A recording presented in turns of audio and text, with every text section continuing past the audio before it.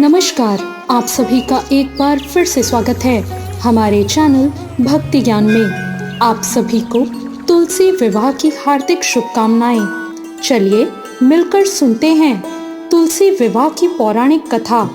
एक बार भगवान शिव ने अपने तेज को समुद्र में फेंक दिया। उससे एक महातेजस्वी बालक का जन्म हुआ। ये बालक आगे चलकर जालंधर के नाम से पराक्रमी दैत्य राजा बना। इसकी राजधानी का नाम था जालंधर नगरी। दैत्यराज कालनेमी की कन्या वृंदा का विवाह जालंधर से हुआ। जालंधर महाराक्षस था। अपनी सत्ता के मद में चूर उसने माता लक्ष्मी को पाने की कामना से युद्ध किया, परंतु समुद्र में उत्पन्न होने के कारण माता लक्ष्मी ने उसे अपने भाई के रूप में स्वीकार किया। वहां से पराजित होकर वो देवी पार्वती को पाने की लालसा से कैलाश पर्वत पर गया। भगवान देवाधिदेव शिव का ही रूप धरकर माता पार्वती के वो समीप गया, परंतु मां ने अपने योग बल से उसे तुरंत पहचान लिया और वो वहां से अंतर्ध्यान हो गई। देवी पार्वती ने क्रोधित होकर सारा वृतांत भगवान विष्णु को सुनाया। जालंधर की पत्नी वृंदा बहुत ही पतिव्रता स्त्री थी। उसके पतिव्रत धर्म की शक्ति से ही जालंधर ना तो मारा जाता था और ना ही पराजित हो सकता था। इसलिए जालंधर का नाश करने के लिए वृंदा के पतिव्रत धर्म को भंग करना बहुत ही आवश्यक था। इसी कारण भगवान विष्णु ऋषि का वेश धारण करके वन में पहुंचे, जहां वृंदा अकेले भ्रमण कर रही थी।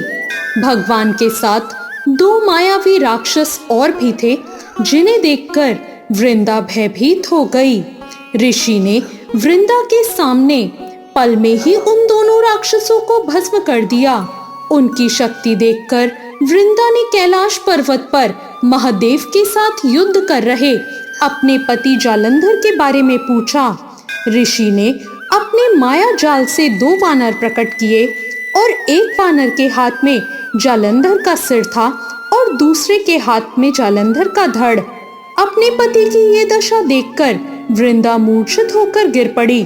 होश में आने पर उन्होंने ऋषि रूपी भगवान से विनती की कि वो उसके पति को जीवित कर दें। भगवान ने अपनी माया से जालंधर का सिर धड़ से पुनः जोड़ दिया, परंतु स्वयं भी उसी शरीर में प्रवेश कर गए। वृंदा को इस छल का बिल्कुल भी आभास न हुआ। जालंधर बने भगवान के साथ वृंदा पतिव्रता व्यवहार करने लगी, जिससे उसका सतीत्व भंग हो गया। ऐसा होते ही वृंदा का पति जालंधर युद्ध में हार गया।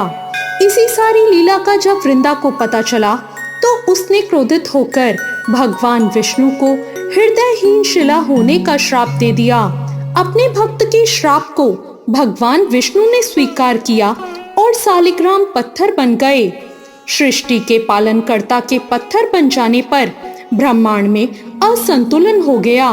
ये देखकर सभी देवी देवताओं ने वृंदा से प्रार्थना की कि वे भगवान विष्णु को श्राप से मुक्त कर दें।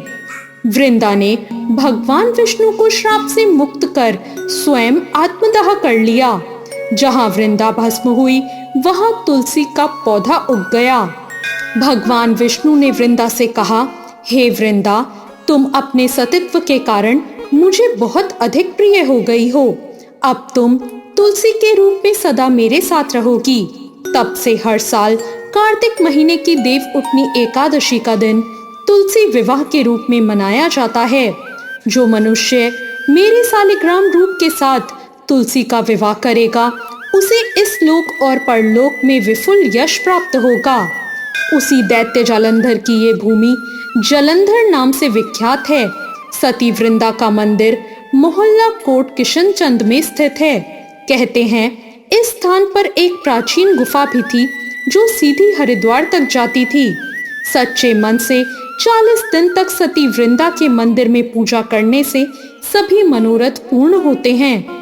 जिस घर में तुलसी होती है वहां यम के दूत भी असमय नहीं जाते। जो मनुष्य तुलसी और आंवलों की छाया में अपने पितरों का श्राद्ध करता है, उसके पितृ मोक्ष को प्राप्त होते हैं। तो ये थी आज की कथा। आपको आज की ये कथा कैसी लगी कमेंट करके जरूर बताएं। साथ ही मेरे चैनल भक्ति ज्ञान को सब्सक्राइब करना ना भूलें। धन्यवाद।